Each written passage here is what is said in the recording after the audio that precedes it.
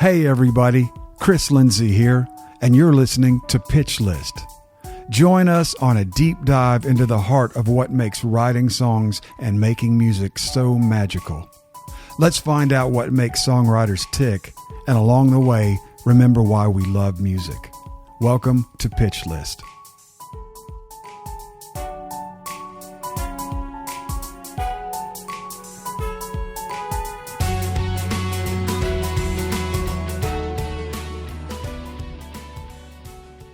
Hello, Pitch List land. Thank you for tuning in again. This is Chris Lindsay, and I'll be your host today. To know my next guest is to love her. Overflowing with effervescent energy, she brings a smile wherever she goes. She'll tame you with her Midwest charm and kill you with her voice. One of my favorites in town. When you see her name in your book, you know you're going to have a great day.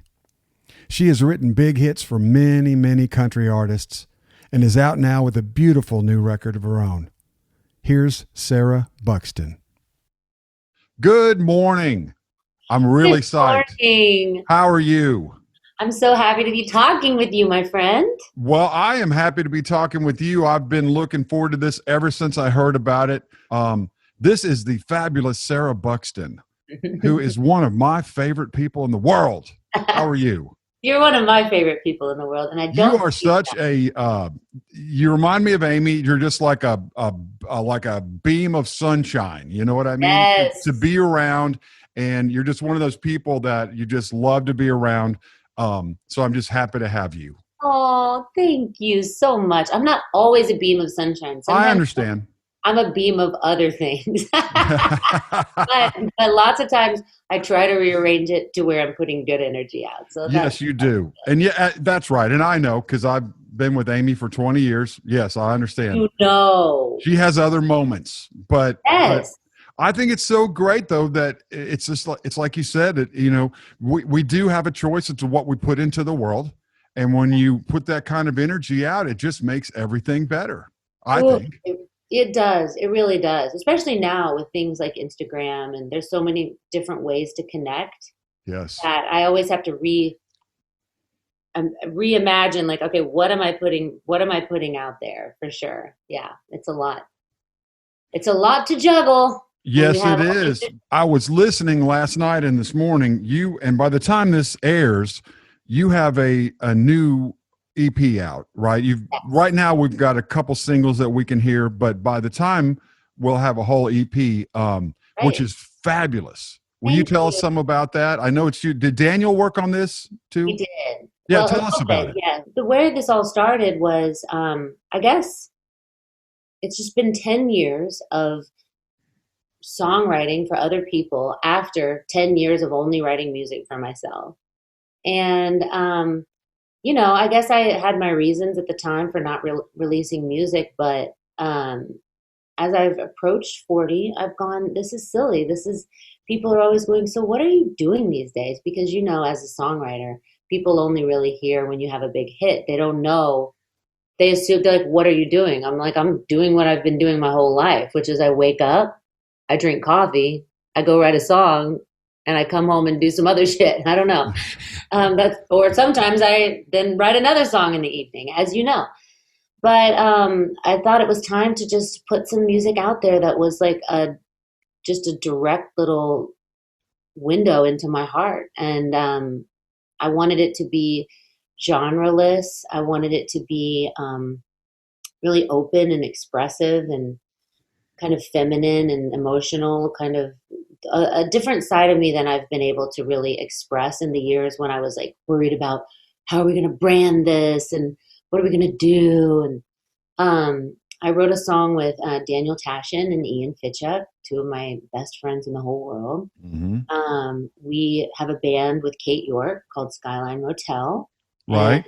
And, we've recorded lots of music together. Daniel and Ian, of course, recorded with Casey Musgraves, the famous record Golden Hour. And so I just figured, well, these are already my buddies and they're doing all this work together. Let's get together and write some songs. So we wrote Like I Need You and Only the Truth, which Only the Truth came out a few years ago. There's another one I wrote with Ian and Topher Brown called By Myself. And I felt like these three songs were like in a pocket. And I could never figure out like, how am I going to do this? Do I want it? Everybody's like, just release singles or just put the three of them out. And this year when everything slowed down, I just went, okay, hold on a second. I have some other songs that kind of go in this vein that were songs where I had kind of a similar, um, what do you call it? Kind of a lyrical world that they lived in. So I just decided to finish them out. And a few of the songs were actually, Some Things Don't Change was a demo that I had done the day of. I mean, that was like a one take kind of demo vocal. And Daniel Tashin had Wow. produced it out that day. And so I just took the demo and included this really awesome guy named Josh Moore who lives in Houston. And he has worked with Ian for 20 years. I think he's one of the first guys that got Ian really like in the studio. And now he's working with Ian and Daniel on their stuff. And so he helped me finish the whole EP out and made every song kind of just sonically match. He filled in all these instruments and he mixed it himself. And I mean, it was a Wow. really organic process. And I'm really happy with the way that it turned out. Well, it Yeah, sounds fabulous, and thank you. it's interesting. Well, not for me. You know, Amy and I were talking about it this morning, and we are talking about you, and we've known you for a long time, and it seems like more. Well, here's my question, okay, as an interviewer, because I'm just trying to be professional here. But do I you love it. feel do you feel like the town more you now that you can be yourself more now? I think that's what's going on. Like Oh yeah. it seemed like Oh when yeah. you and there's nothing against Dan and Craig. Y'all made a really great record, Oh and no. but we Love. were still working under what we consider to be these really tight parameters in country music. And Yeah. you're not exactly in that. You know No. what I mean? But you're so Right. great. It just seems like maybe it's now your time. You know, I maybe. feel that. I mean, Chris, I feel that in my personal life too. I feel I'm just opening up so much more, and it's the emotional opening up has been more painful. The creative opening up has just been a slow unfolding, and just I do agree. I mean, there was so many rules. I didn't expect that many rules when I decided to be a country recording artist. I had no idea what I was getting into, but I totally agree. I think right now is just a renaissance in Hmm. this town of especially all these really, really talented producers and artists and these songwriters like me or like Heather Morgan and just people who have been artists the whole time, but they're really now everybody's just spreading their wings and just showing Yeah. everybody who they are and there's just so much creative support. Everybody just I don't know, it's just a beautiful, beautiful time, I feel. I agree. And it just seems like we've gotten to a place where we don't have the rules we used to have, We you know, don't. because so many people now are, I mean, people still record for major companies, and I'm sure there's still a little bit, there is still country radio, and that's, I get that with the record companies because that's how they promote. There's so many other ways now to promote, and it's letting people do, whatever they want to do. Absolutely. I mean, I'm using for this EP, Jed Hughes, his wife is my manager. I mean, she and I were relentlessly drinking ranch waters from March to, actually, they got here in May. So May and June, just she and I were just relentless on these ranch water drinks that we were making and hanging.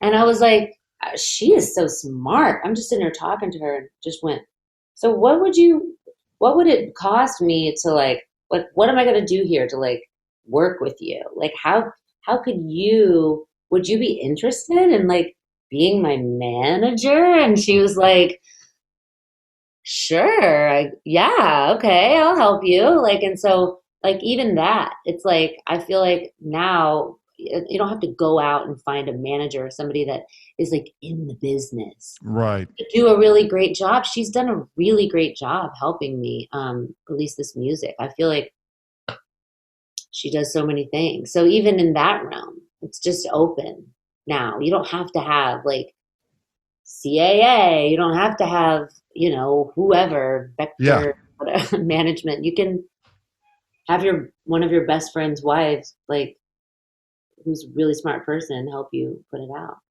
Yeah. And for you, once we get past the pandemic and everybody's back playing, I mean, Yeah, I you really work with can't wait. a lot of artists who I'm sure would love to have you open up for them with an acoustic Oh, guitar and a piano. I would love it. That's what you need to be Absolutely. doing. I know that's the crazy thing right now about there's been so many restrictions, but it's like kind of been this breeding ground for people to like be in this visionary place, and so like Hmm. start to imagine what they're going to want to do when everything opens up. It's Yeah. there's been some silver linings to COVID, but that is definitely something that I would want to do for sure. Yeah. Well, you'd be a natural because you're so great live, and you'd be Thank you. just so easy for anybody to take. It's just Yeah, you and a guitar, or they could slide a piano out there. It absolutely. seems like you'd be a natural to open up for some of those acts that are packing people in. Oh, I would love it, and I can't wait for that to happen again. I We know. need it. We do need it. Yes, I mean, yeah.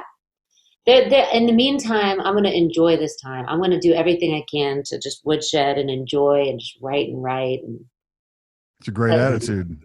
yeah, absolutely. Yeah. That's been the cool thing. One of my favorite things that's come out of this time has been the realization that, you know, getting back to kind of a more, remember when we first began and everything wasn't so planned out? Didn't you feel like at the top of the quarantine when everybody was doing like Zoom rights and everybody was like, we can do it.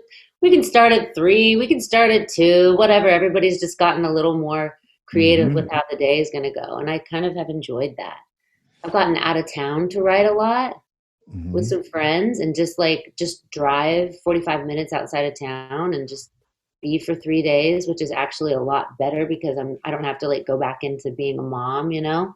And so I Yeah. wasn't doing that before. So I'm grateful for some of the That time. is good. There seems to be more lyric focus when you're working on Zoom. You can't really jam, so you're just working on the words, which is what needs to happen. I know that is so true. That is something that I've realized too is like, okay, just calm down I mean, the music's the easy part. The words are always the part that takes more time. So I too have kind of zoned in on that. It is true. The music's the easy part, isn't it? It is the easy part. I can do that all day. I just want to be like, da, da, da. Who cares about Yeah. words? I was Bring telling da, somebody da, the other day, da. wasn't in the business. And I was like, ma'am, somebody moves to this town and they can write hit lyrics. They don't need to be able to sing a note. And the guy was Oh, like, well, how could that work? And I'm like, I'm telling you right now, it's harder. That's the hard part. If they can really spit out really great lyrics, they do not have to be musical. no, I mean, they they can don't. make a great living, is what I was saying. That's so true. That's so true. You Man, know, oh yeah, I would say some of the writers that I admire the most or like feel, sometimes envious of are the people where I'm like, now what? That is amazing. I love when somebody takes something and explains it in a way that I've never heard before. That's like my favorite thing. And I really admire that a lot. Yeah, and speaking of like I was thinking of that like going into my rights going cuz lots of times I go in with nothing. I just have nothing. And I hmm go in because my feelings are like this vehicle that will like lead me to the spot that I want to be at the end of the day. But it's like, if I can just pull together some really clear, I don't know, visuals, a movie in my mind, some kind of a picture, and find and pull together some words in a way that kind of says it, I will be right. so much better off. It's like, come on, Sarah. But Well, sometimes really magical things happen when you walk in with nothing and somebody says something. And I will say, those are the best songs, and you have to agree. Those are the best songs when, like, those magical moments where you're like looking in someone's eyes and we're seeing the same song. mm-hmm. We Yep. know where this is going. Like, Yep. and then it's just ping pong. It's just we're Yep. volleying back and forth. And it's magical that the connection of two people's visions. And sometimes when you're the one bringing in the idea and you're trying to convince people all day, that can be a little Yeah. exhausting. Yeah. That's, I have like that's not a rule, but usually I'll go twice on it. Like if I really like the people and if I love them, I might go more, but if I like them, I'll be like, here's the title and you get this silent treatment, it's like, okay, moving on. And then I'll be like, at the risk of being an asshole, I'm gonna pitch this one more time. Like, I know exactly. I know. And but then, yeah. but you can. It is weird when I'll give you a great quick story.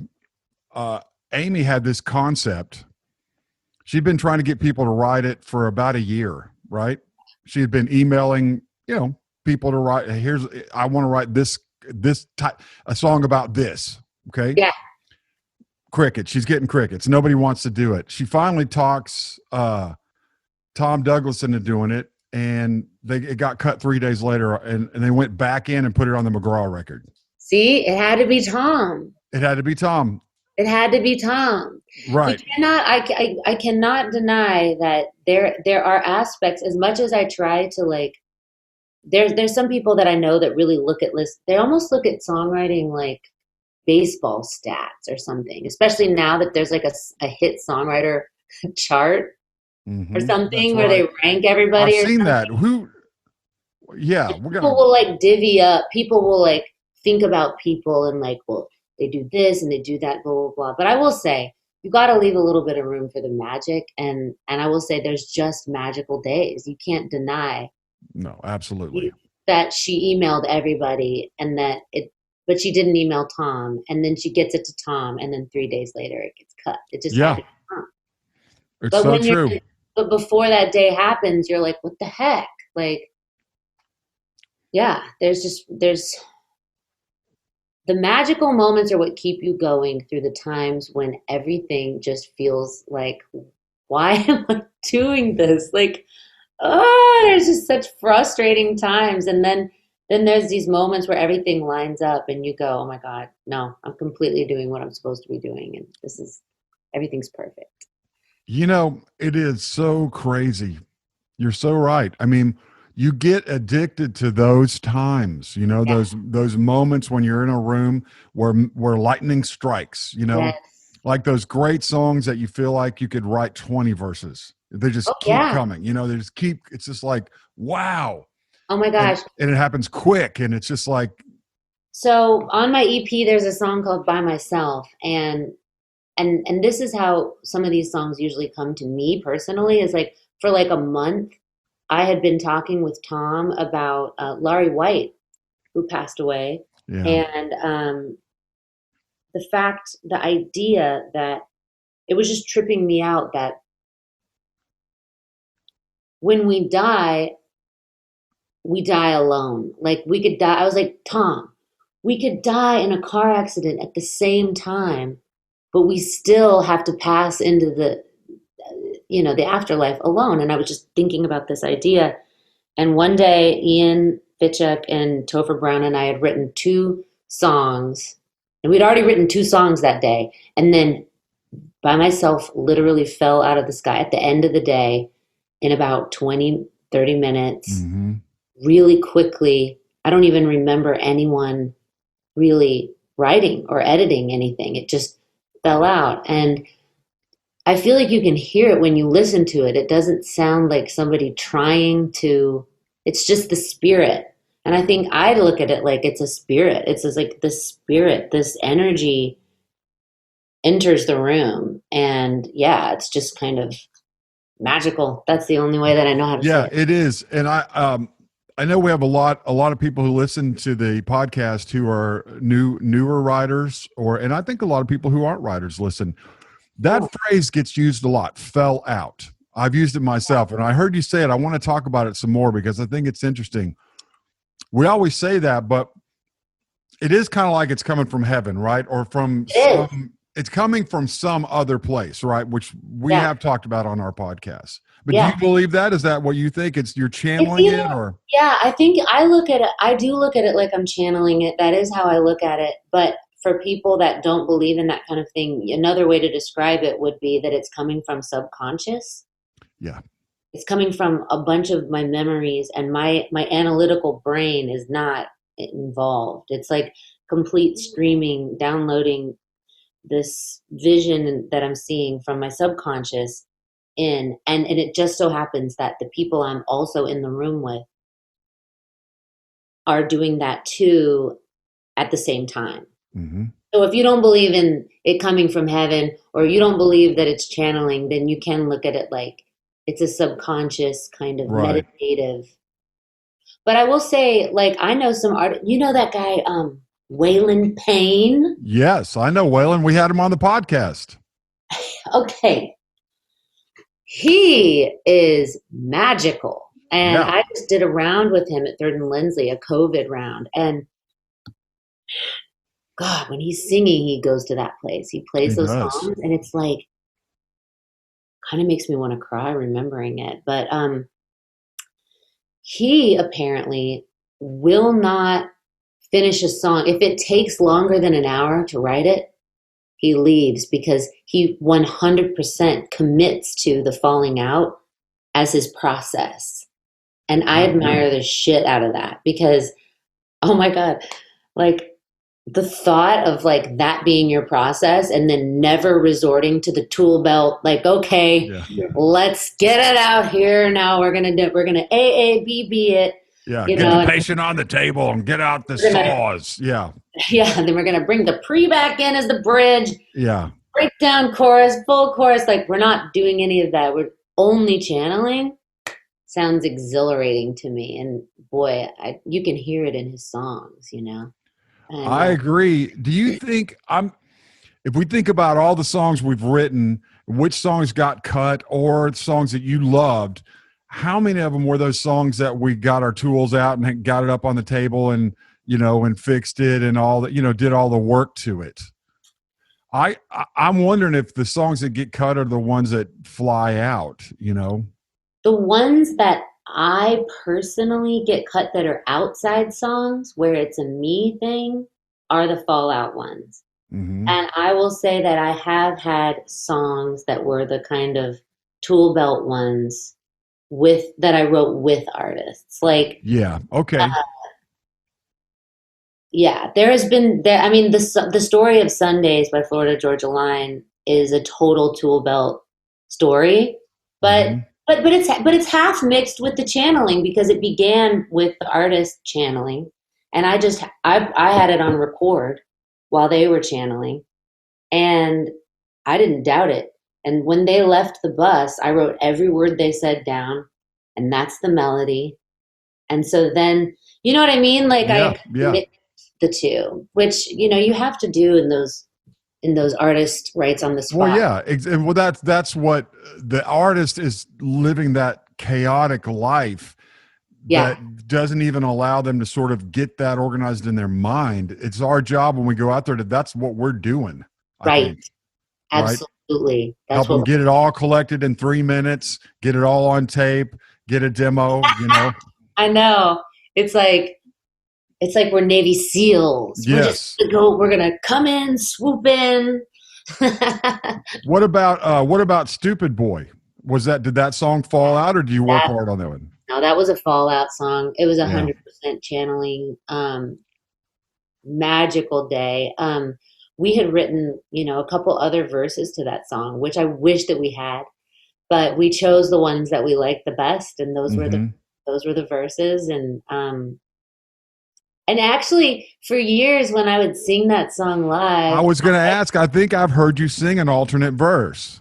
Yeah. Well, yes, but also, like, I would forget the chorus words, because I would never write. If I was thinking, I would never go, she never She never even knew she had a choice. She never even knew. Like, I would never think to do that. And I didn't think to do it. That's how it came out. And that's what we ended up doing. And so for years, like when I would go, no, she never even knew. Is that the words? Like with the emphasis on even? She never knew she had the. I mean, that's what you would say. You would put Right. emphasis on new, but I didn't because it wasn't something I was thinking about. You know what I'm saying? Yeah. Yeah. You'd never go, she never even knew. You'd go, she never knew she had the, you know, I don't know. I got But you. yeah. But it came out the way it came out. Did you give it to Keith or how did it get to Keith? So it was either Dan Huff or Betsy Cook, Betsy McKee. Betsy. Okay. I And remember. so Okay. it was either Betsy or Dan. They each said they did it, and I never asked them. But I think Betsy played it for him on his bus, and she was mainly saying, check out this girl. She's an artist, and I think you should know who she is, and maybe she could open a show for you or something. And then Right. he heard the song, and then he wanted to record it. Of course, I was like, yeah, You were thinking of it as a girl song, right? yes, So I that was a was. little bit of a brilliant thing on his part too, right? Oh, I wish more men were like that. It's so silly to me. I mean, don't get me started, or do get me started. Dude, start it. Let's get you. Come on. I'm going to pull your. Let's go. Start it up. I started up. Well, yeah, like men, women hear men's song. Men, if a man pitches me a song and he sings it, I don't go, oh, this is a man's song. Like, it's so stupid. But men absolutely do that with women. And it's ridiculous because I can't tell you how many men, especially back in the day when it was closer to when Stupid Boy was a hit, like I think it was out in 2007. And um, especially those maybe 8 to 10 years after that, men would come to me and say, pitch me another stupid boy, like pitch me a stupid boy, I need a stupid boy. And I would, and I just don't think they can hear it. It's like Right. they think when they hear a female's voice singing an emotional song like that it's like a woman being emotional, and they do not. Men have a harder time tapping into the fact that it's okay for you to sing a song that's vulnerable and emotional. And I have a personal feeling that if I mean, what they really want is to appeal to their fans. And in country music, there is so many female fans. And if what Mostly. they're really wanting to do is connect with females, then just say what the female wants to hear. And that's what a female would write. Yeah. I wrote some songs this summer that are some of the best songs I've ever written in my life. With Kate York, Maddie Diaz. We went on two writing trips, and these songs are fucking ridiculous. Excuse my mouth. But I've pitched them to several men, and it's like, I know that they can't hear it because it's me singing it. It's like, it would be so ridiculously cool if one of them would say something like that, and it would be like, wow, whoa. Well, everything you're saying is true. Everything. I interrupted. Keep going. Keep Well, going. I do feel like we're in a time right now where music is we're being hypnotized into thinking that it needs to be homogenized and it all needs to kind of sound the same. But every single time without fail, when somebody steps out and does something different than what the crowd is doing, and they do it, they execute it, and they kill it, it's like it stands out. And then everybody's like, wow, okay, Mhm. music. And everybody's like, I mean, and if it's really good, then even the people that aren't like music snobs still love it because it's a universal sentiment. And so then you have all of the people that aren't music snobs loving it, and then you have all the music snobs loving it, and everybody. It's like a great moment. And I guess I just feel like it excites me when people go against the norm and they do something like different, you know? I agree. I think they should try. I think artists should be looking for that. And I do too. I I think do some, too. yeah, I think a guy like Keith, I'm not just kissing his butt because we both know him and he's a great guy. But as a businessman, I think he's just smarter that he can listen Yep. through He and, can. and but there's a lot of guys that they don't. You're right. Humble and Kind. Humble and Kind was Yep. a female guitar Yep. vocal, right? She just pitched him a guitar vocal. But then, and I'm not naming any names, but I will say that Keith and Tim are both really good song people. They are. And they are people who've You're right, had Chris. There's long careers. And I I know. think it's because they're really good song people. Thanks for listening, everybody. Pitch List will be right back.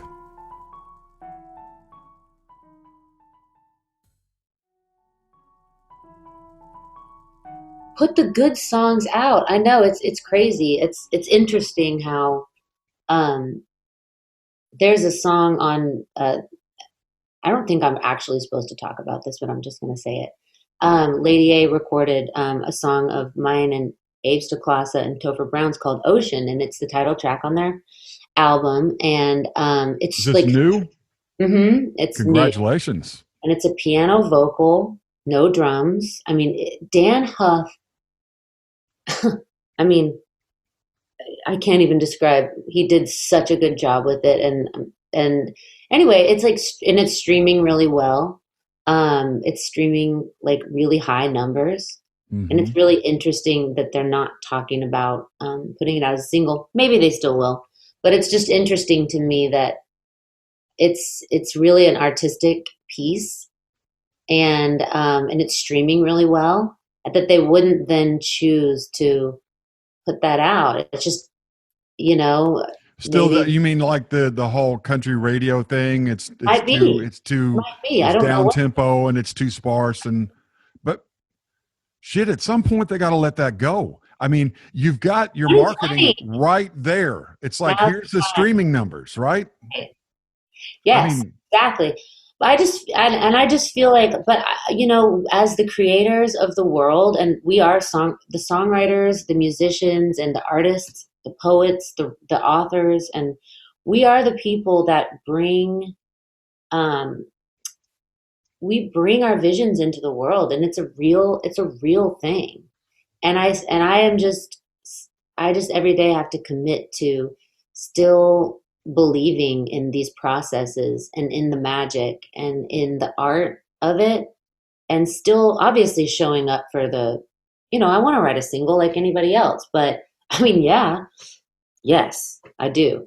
yeah, But also saying, but keep going. I'm just saying that, yeah, I have to stay committed to the fact that I think that what your real vision is and what really excites you from the bottom of your heart. Like,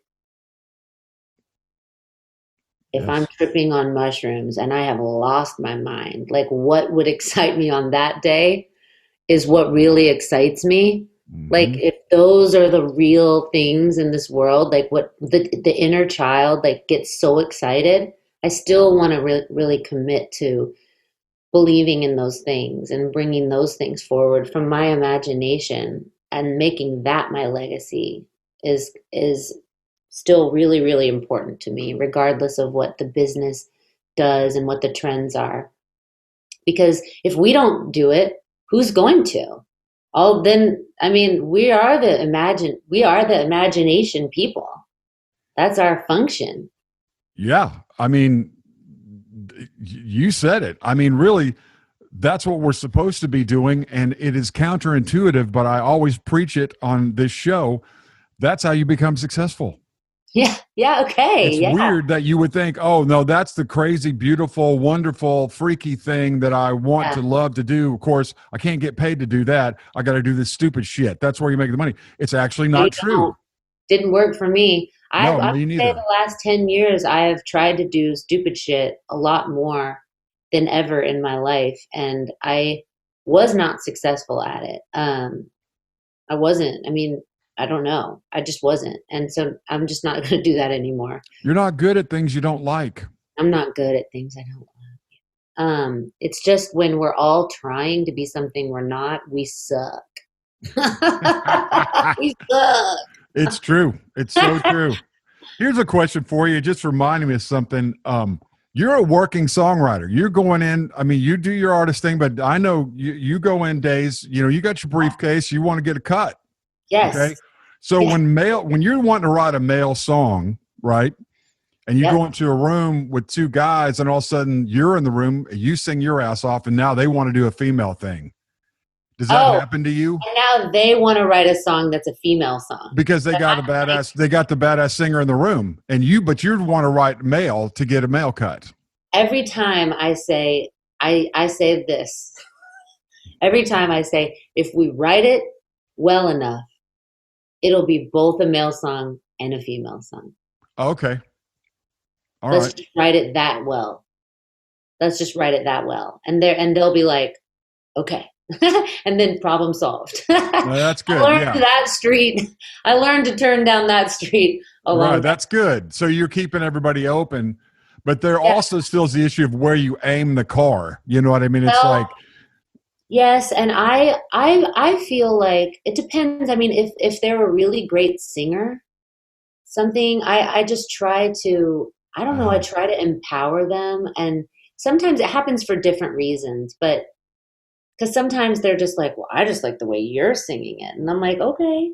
That's a really interesting question. I feel like it's really good for me to think about this because it happens so much that it's almost like it would be, you know, when somebody gives you a compliment and then you like redirect it. Yes. Back at them. Yep. And it's almost like that. Like, that's what I try to do is like, thank you. And then immediately, well, I just love, and then, oh my gosh, let's sing that part. And now you sing the lead and I'm going to sing the harmony and then we sing together. I mean. Well, and dress them up. It reminds me of Amy too.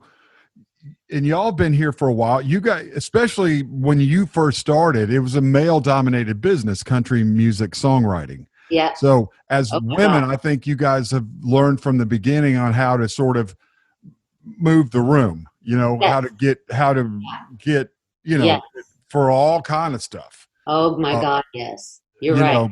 Yeah. Well, you really know you've turned down a real dark road, one that you shouldn't be on when they say, all of a sudden you realize that the artist that you're trying to write it for in the room is wanting to write it to pitch. So oh my God. It would be one thing if they were like, I want to write a song for you, Sarah, as an artist. Like, I like you singing this. Because honestly, I'm now in a space. I just wrote with one of my favorite artists, Lissy. Do you know Lissy? She's kind of alternative rock artist. Do yourself a favor and go listen to Catch a Tiger by Lissy, Lissie. She's so I love that inspiring. title, Catch a Tiger. But yesterday was my first time writing with her, and I thought to myself, because you never know how people are when they're writing. Some people are just over the top. They're just through the roof, and you know they love it, and they're just so excited. And other people are more thoughtful, and then later they listen to it and they decide if they like the song. And so you just never know what they're thinking. But we had such a wonderful time sitting around a fire and writing the song last night. And I thought to myself, hey, if she doesn't want to record this song, I would record this song. So, and I'm trying to do that more lately because I feel like it's just a good way for people to hear songs. Sure. And so after this EP comes out next year, I just want to kind of keep releasing music every couple months, just even to pitch it. Just here's a song. Here's a song. Sarah, here's a song. Whatever. I don't care. Yeah. Anyone who sings like you do, it would be a crime for you not to be putting out music. Crime. You should, because all you have to do is get TuneCore or one. It's very easy to get all your stuff placed up on all these platforms, and there are plenty of people who will love to hear it. Right. You don't even have to have a picture. You just you can hire somebody to you can find a painting that you love and Yes. ask the artist if you can use the painting as Yes. cover art and just put it out. And and those are great moments, but I will say the moments that make you cringe are when you're specifically trying to write it for someone and then they go, well, this is going to be great to pitch. And then you're Yeah. like, At toward the end of the day, I just where's the worked. wine? We just worked for 4 hours in which I went with you on 2 or 3 things that I knew not to do. I knew not to do it. And now you're wanting me to take even this. You think I'm best friends with Blake Shelton and I'm going to take it to his house. Yeah, I'm not taking this. No. And A, I'm not best friends with Blake Shelton. And B, I wouldn't take it if I was. Yeah, it's awful, isn't it? It's like 3 hours down the road. And he's like, well, of course, I mean, I would never cut this myself. Oh my God. You're like, get the fuck out of here. Artists, if you are listening right now, never keep those words and put them back in your mouth. Swallow them. That's right. That's a great note. Just you know what? We get it. We all get it. And everybody has to do what they have to do. But it's just like when if you're producing and someone pitches you a song, you can be like, cool, I like it. You don't have to be like, God, that's awful. It's so much like, I mean, I always say this and then I feel a little yucky saying this, but I'm going to say it because it always comes up for me and I feel like it's so true. It's the same. It's always the same as dating. Like so much of songwriting is like dating. You cannot get a good song with somebody if you make them feel like shit unless you are going to carry the weight your whole self and just do it all yourself. Because if you're making someone feel like shit, they're not going to bring their magic. They can't do it. They're just like, you were being an asshole. But like, that would be like if an artist says that after 4 hours of writing and just all day, and then they say, I would never cut this, but it'd be cool to pitch, and then start naming artists that would cut it. Like it was like going on a date and then having somebody at the end of the night drop you off and say, I think my roommate would really, really like you. Yeah. Like, and then you would look at the person and be like, what? What? That is so no. Oh my God. And by the way, it's not easy to get people to cut songs. So just because you wrote a song and you think like, no, if you're not going to cut it, then they're not going to cut it. Right. Right. Exactly. No. The only song they would want to pitch to them that are better. No, the only song they would want to cut would be the song that's going to break you wide open that you would never give to them in a million fucking years. They might cut that one. Yeah. The one that, there are the ones that we write and then we're like, oh shit. Like this, and you've written it with someone. Yeah. But you're going to honor it. You're going to give it to them, but knowing full well that other people would want to. Right. Yeah. If you've got a legit hit song and you've got a new artist writer on it, they're going to want to cut it. They're not going to want to. And there will be people around trying to pitch it outside of them and they'll be fighting all them back. Right. It won't be the situation. And then everybody's like, wait, what are we going to do? What are we going to do? Sam Hunt. We'll pitch it to Keith and Blake and Tim. And if they don't want to cut it, that's it. Yeah, exactly. And then that's always a fun day. Yeah. Sam Hunt had this happen. Didn't Keith cut Cop Car, which was going to be one of his first singles? Do you remember that song? Oh, yeah. I mean, we had a little moment like that with Fix. My co-writer, Abe, was really intent at the time on getting a record deal. And that was the song that they were using to play for record label. Oh, yeah. And Seth England was just getting ready to start Big Loud Records, and Chris Lane was going to be his flagship artist. And Abe got hot under the collar, sent an email that I'm not going to say that he shouldn't have sent because I'm not his mom and I'm not in charge of his actions, but definitely it caught the eye. And Seth was a little like, Excusez-moi. But I think all of us were excited because Seth is such a. I just knew that he was going to do right by it, and he did. And it was a Yeah. number one song. I think it was my. I don't know if it was my first number one. I can't remember, but like if it was Sundays or that. But yeah, it was a number one song. Did So, your co-writer's called Abe? Abe. Did he reverse himself later when he got his ASCAP check, or did he ever Yeah. come off it? Yeah, he reversed himself pretty quick. I think he reversed himself the next day. I think he had a couple drinks when it happened, and Man, feeling himself. if I had $10 for every time I got mad and did stupid shit, I was a Oh, hothead. I'm still a hothead, but I was terrible when I was younger. Terrible. Oh, I am so glad that there was no social media when I was younger. I have to remember. It's like, Sarah, if you've had more than one glass of wine, delete the app. Delete it. It's Oh true. my gosh, it's Yeah, true. and then the tough one too for me now has been politics, man. Well, it all goes into and this is something I'm trying to do with my parenting, and I'm horrible at it. I am such a old school, like kind of a harsh mom. I'm like a Midwestern kind of a. I have a voice, a tone, and my kids do what I say when I use it. That's all I'm gonna say. But and I'm not necessarily proud of that, even though I am laughing. But it's like I'm so programmed because of the way I was parented. Right.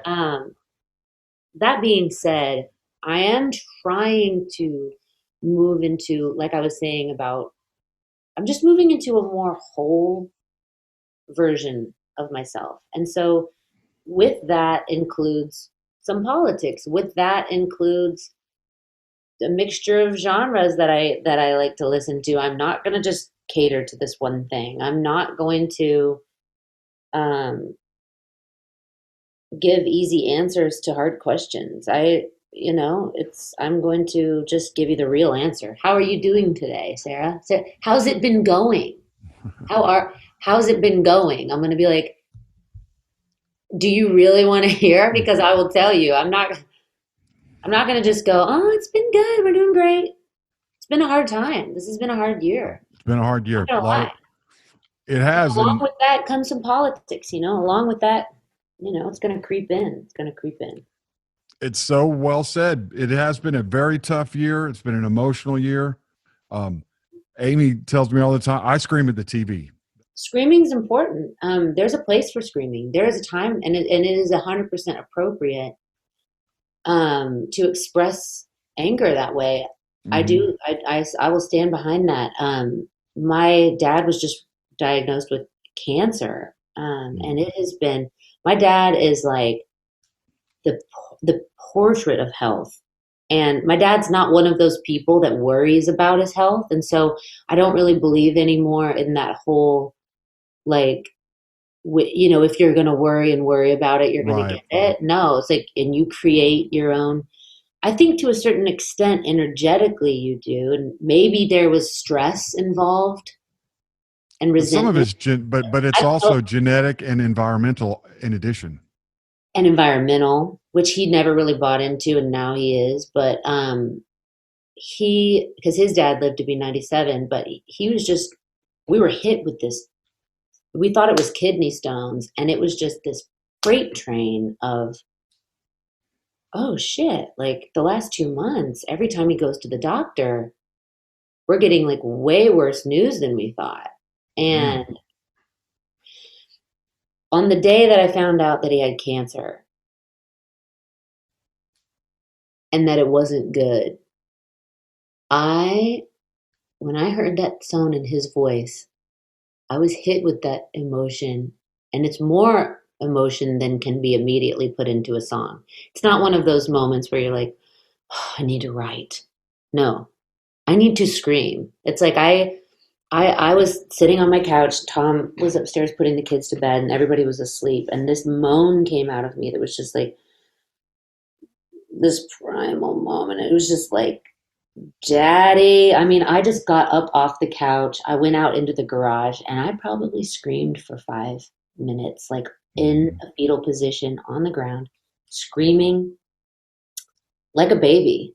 Yeah. And I was just like, I'm not going to stop until I'm done. And I just kind of finished and opened my eyes, and the feeling had completely left my body. And in that moment, and I was like, this is going to be my process. Like, whatever feeling comes to meet me, if I can't just get it out in a song immediately, and I don't have time to go for a walk, give me 5 minutes. I'm going to go cry. And sometimes it's like, what's it going to be? And then I'm just laughing. I'm just laughing at, you know what I mean? Like Yeah, all the, well, you're having the emotion, which is yeah, really great. Not great in those moments in life, but in general, I think a lot of people, it's a problem I have of not experiencing those emotions, then they're bottled up. And then you're carrying them around and they diffuse like they're like balloons that let their air out at inappropriate times. You know what I mean? It's like I they think it's do inappropriate. really yeah, and I think it's You're really bad. healthy for you to do that, Then it's to your feel bad. it. Yeah, if you don't get it out, you don't express it, then yeah, Right. it comes out completely inappropriately. So yeah, on one of the days where we had received some really bad news about dad, and then we were about to get more later that day, and I was literally crippled with, I don't know, just grief. And I had to go do this podcast for American Songwriter, and I was in the worst headspace, and I was trying to be upbeat. And my gosh, I am terrified to listen to that. I don't know what I was saying. Oh, I bet it's fine. We Oh, always tend to think it doesn't go that well, but I bet it went great. yeah. For a second, it almost got lost, and I was like, "Yay!" But Well, you know, the truth about 2020 and about this time, that I think we all can agree on, because even people that haven't had to go through like some hard things this year personally, just globally, having to mhm, deal with like the world mhm, shutting down and not being able to go to concerts, and for us not being able to record, it just really forced us to break down our lives and just decide, okay, if this is how things are going to be, what can I do to really live my life to its fullest? And so with dad, it's like, you know, I could have, he could have had no health problems forever, and he could have lived to have been 107. Maybe he still will. Maybe he mhm. still will. I don't know. Yeah. But I could take those years for granted and just kind of cruise Ah, control things, and kind of whatever, or I can accept this as a blessing and just love him as much as possible now, right. no matter what, and accept that as the blessing. And so if that's the blessing, I'm snatching it up. I'm snatching it right up. Yeah, it's All such of a that. great point of view. And the truth is we're this is a mortal ride for all of us, and you never know. You never know. You don't know anything. And um you guys been and so now, but don't you guys have a place in Idaho? Hmm. Do they live there also, or do you guys? Yeah, my parents have a house there, and we've spent the last 3 or 4 summers there, spending a lot of time with So them. that's great. So So thankful for. yeah. And yeah, that was like, it's like I kind of entered into the mindset of that everyone's kind of in 2020 back then. I think it was 2017, 16. I can't Mhm. remember which year we bought the house, but somewhere around that eclipse, Mhm. Yeah. solar eclipse, I say my mindset kind of started to change at that point. But yeah, it's been a great thing to have that world, and I've been trying to throughout the years, I go there and I look at it as this life, and I go, well, I really, really like being here. I like the way the air feels here. I love being outdoors, and I love how every night my ritual with my little brother is like just looking at the stars. And then in Nashville, it's this musical process that is so all encompassing. And then you kind of put the kids to bed, and then what do you scroll on your Instagram? Well, this year I've kind of merged those worlds. Like I invited some creative friends of mine, some collaborators to come to Idaho and write with me there. And it was really gratifying and really, really fun. And the songs were really great. And I've been trying to kind of, I don't know, merge those worlds because I love them both. And Yeah. you don't have to like just go, there's my life here and then there's my vacation life. It's like we can bring aspects of vacation life into the everyday. I love that. That's a good, I love Montana. Totally. And you could just put a fire pit out back and put up a cool tent out there. And then when you're on your blanket out in your amazing backyard in your magical spot, it's the same sky. I mean, you just can't see the stars as well. Let's be honest. No, that's true. There's a million more. I got some of the most amazing. I do photography as like a hobby, and I got some. I'll send you one. Milky Way up there outside of Bozeman. I mean, it's just unbelievable the stars you can see. It's a giant cloud. Yeah, you can. It's like it's all the way across the sky, and I got a great shot of the Milky Way out there. We love the stars too, and actually, we used to take vacations to go during meteor showers and things to be there to Arizona and Southern California just to see them. The sky is amazing at night when you can see the stars, isn't it? Oh, it's amazing. Well, I think we have solved most of the songwriting world's problems, Sarah. I think I love this. I feel ready to write now. Yeah, I know. Me too. It does. It feels like we just did the little coffee warm-up talk before writing, doesn't it? Yeah. You know what? That should be a thing. Yeah. I mean, no, but like meeting someone for coffee to talk about songwriting and then going to write. And then going to write. Hey, let's do that, Chris. I'll do it. I'm ready. I'm in. Okay. So just so we get it straight, Signs of Life is your new EP, right? That's what the record's called. Yes, Signs of Life. When we have this out, this will be all ready for everyone to go out and get and stream. And you really, I just want everyone listening to go check out Sarah Buxton. You have one of my favorite voices. It is so, I don't even know how to describe it. It's just, you're clearly great at what you do, but there's a thing you have that no one else has. You know, when I hear you, it's like instantly I know who it is. Oh, thank you so much. And your beautiful spirit comes out through it, you know, and it's just awesome. Thank you, Chris. Thank you. So, what more can I want? Thank you for being on the podcast. And thanks for having me. This was fun. It was fun, and I really appreciate you doing it. And we'll have to do it again. Well, maybe we'll do a double episode sometime with you and Tom. My favorite thing for all, and you know, Tom's done a lot of great music too.